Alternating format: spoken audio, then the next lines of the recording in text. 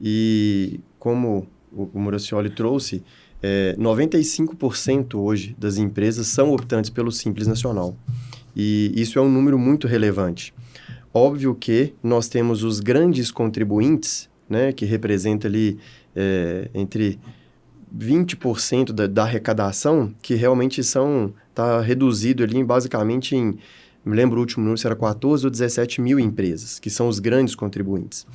E o seu... De 14 a 17 mil empresas num universo de quantos milhões de CNPJs, né, Sim, cara? é um universo gigantesco. Justamente esses 95% de CNPJs são optantes pelo Simples Nacional. E o que isso nos traz como alerta, né? O início do seu questionamento agora é exatamente isso, porque o pequeno e o médio é optante pelo Simples. Onde que isso vai impactar? Ele consegue se preparar para a reforma tributária? E aí a gente entra no impasse. A grande empresa, ela tem uma estrutura, uma visão, um controle de negócio totalmente diferenciado. Então, ela tem uma atenção maior para qualquer movimento que o mercado faça. E ainda mais para um movimento nessa proporção em se tratando do imposto. O pequeno e o médio empresário, ele muitas vezes ele não dá a atenção que deveria dar, ele nem não tem condições de buscar uma consultoria, uma empresa que possa assessorá-lo. E por que ele faz isso? A gente tem vários motivos. Às vezes ele não tem caixa para isso, porque acaba que uma consultoria tributária ela não é um valor Tão acessível, né?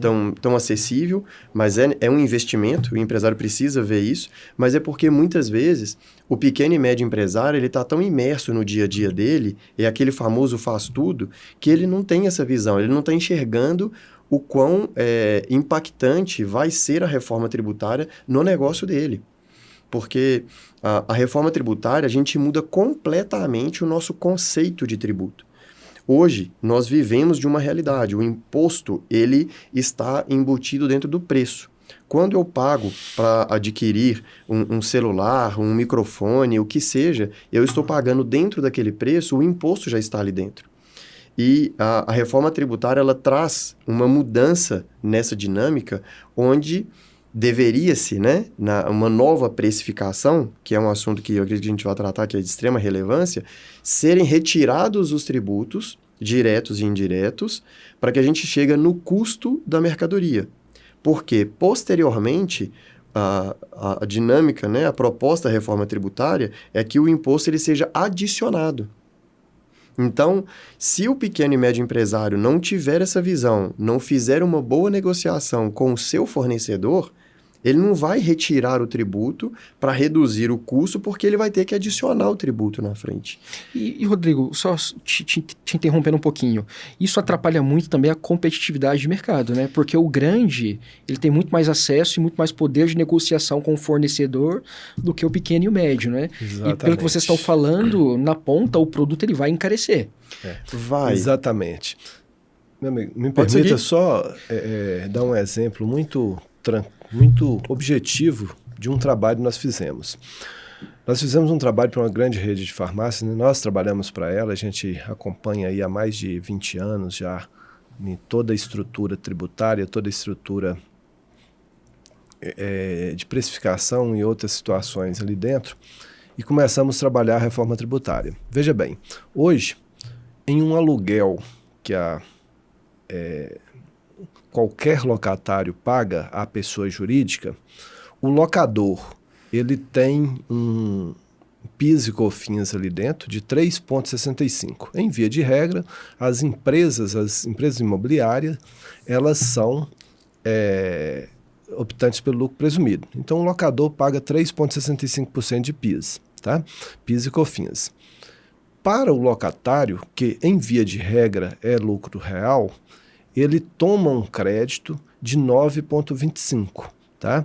Então, se você pegar um aluguel hoje, né, um exemplo de 50 mil reais, para o locador, esse aluguel vai custar 48 mil e pouquinho, porque ele recebeu 50 e paga 3,65% de PIS e COFINS.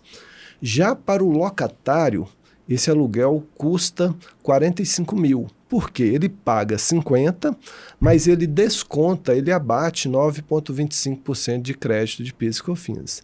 Com a reforma tributária, isso acaba.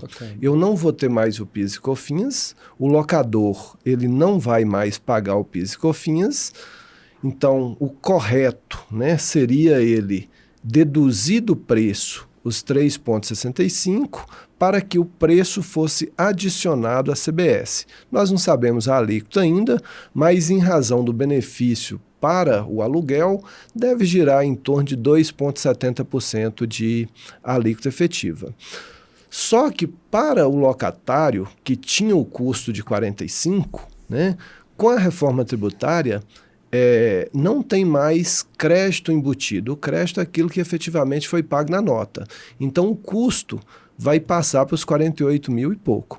Então, se ele conseguir, com o locatário, a redução do PIS e COFINS, ele vai sair de um custo de 45 para 48. Nós estamos falando de um aumento de 6%. Se ele não conseguir e o locatário bater o pé, o locador bater o pé e manter os 50 mil, o custo dele vai ser exatamente os 50 mil, porque aquele imposto que ele vai pagar adicionado ali, né, que todos vão falar que é crédito, não é crédito, ele é uma antecipação do imposto que ele vai pagar lá na frente, ele vai ser simplesmente adicionado na nota. Então o custo dele passa a ser de 50. Se ele não tiver essa ação imediata com o locador, ele vai ter um aumento de 10% no custo de aluguel. Isso é apenas um dos exemplos. Esse cliente, ele tem um aluguel aí em torno de 8 milhões por mês. Imagina 10% de aumento de 8% no mês. 10% em 8 milhões no mês. Isso nós estamos falando de aluguel. Nós temos todos os demais custos, todas as demais mercadorias, tá? Então, assim, realmente o impacto é muito grande.